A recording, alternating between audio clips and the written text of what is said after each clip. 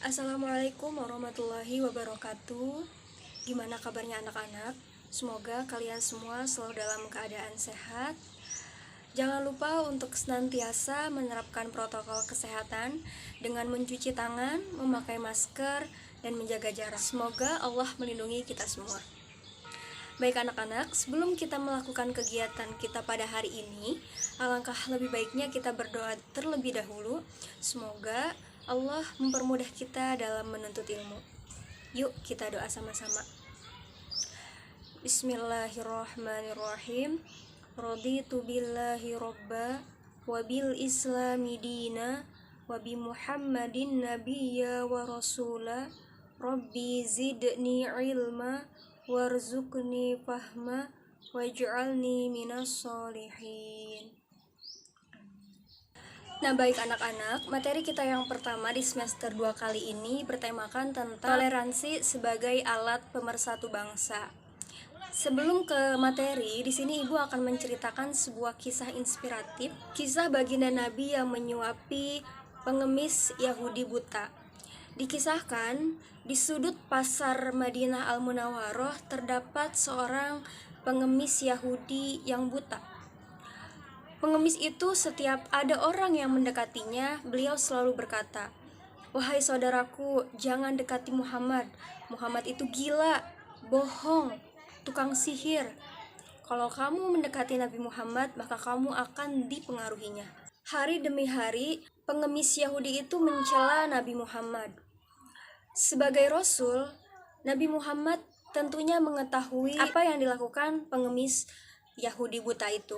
Setiap pagi Rasul selalu membawa makanan untuk diberi kepada pengemis Yahudi tersebut.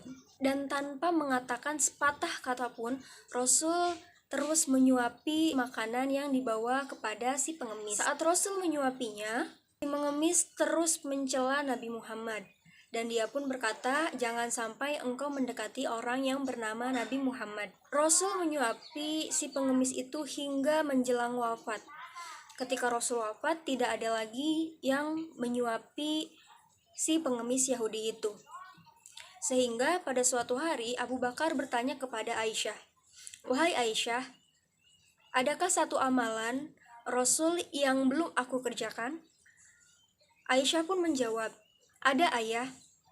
Baginda selalu memberikan dan menyuapi makan pengemis Yahudi di pojok pasar Madinah." Seketika itu, Abu Bakar pun pergi ke pasar dan menemui pengemis Yahudi itu. Ketika sampai, Abu Bakar menyuapi si pengemis itu. Tapi si pengemis malah marah. "Kamu siapa?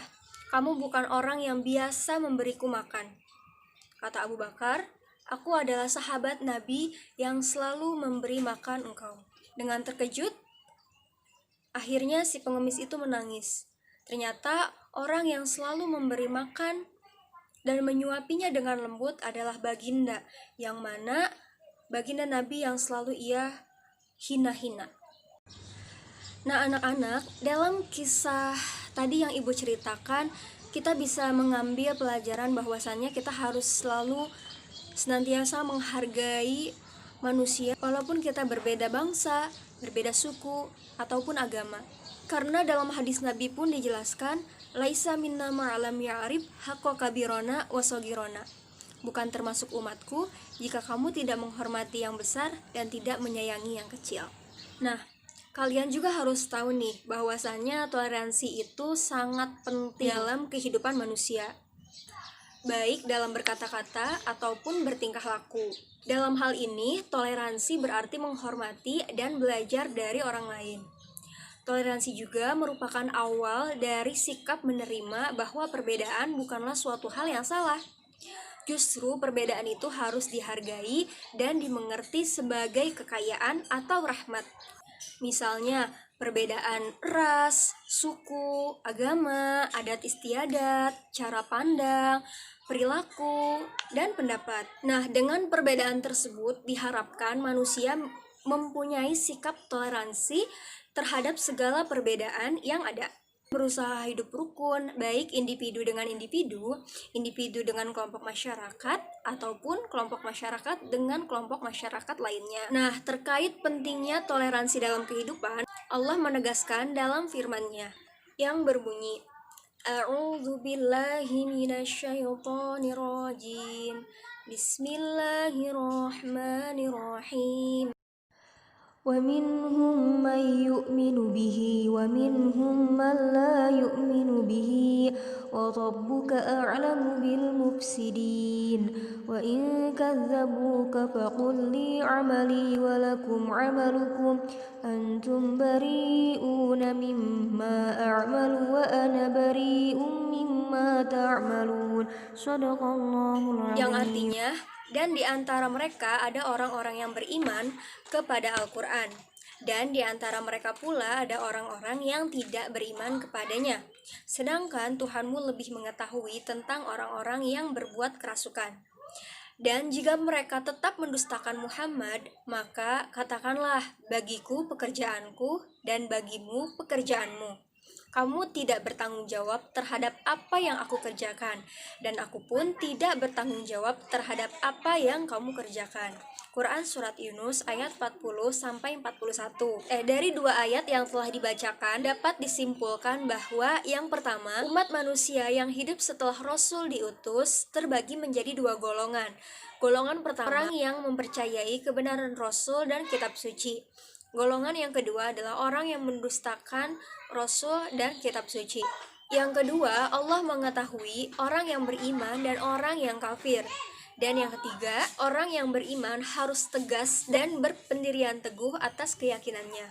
Ayat yang tadi juga menjelaskan bahwasannya perlunya toleransi dan perbedaan. Cara menghargai perbedaan dan toleransi salah satunya tidak mengganggu aktivitas keagamaan orang lain. Nah, anak-anak, perlu dijelaskan kembali bahwasannya toleransi itu sangat dibolehkan. Akan tetapi, toleransi di sini hanyalah yang bersifat kemanusiaan, bukan berarti ibadah. Karena dijelaskan juga nih, lakum dinukum waliyadin, untukmu agamamu dan untukku agamaku. Mungkin cukup sekian yang dapat Ibu sampaikan, mudah-mudahan bisa bermanfaat untuk kalian.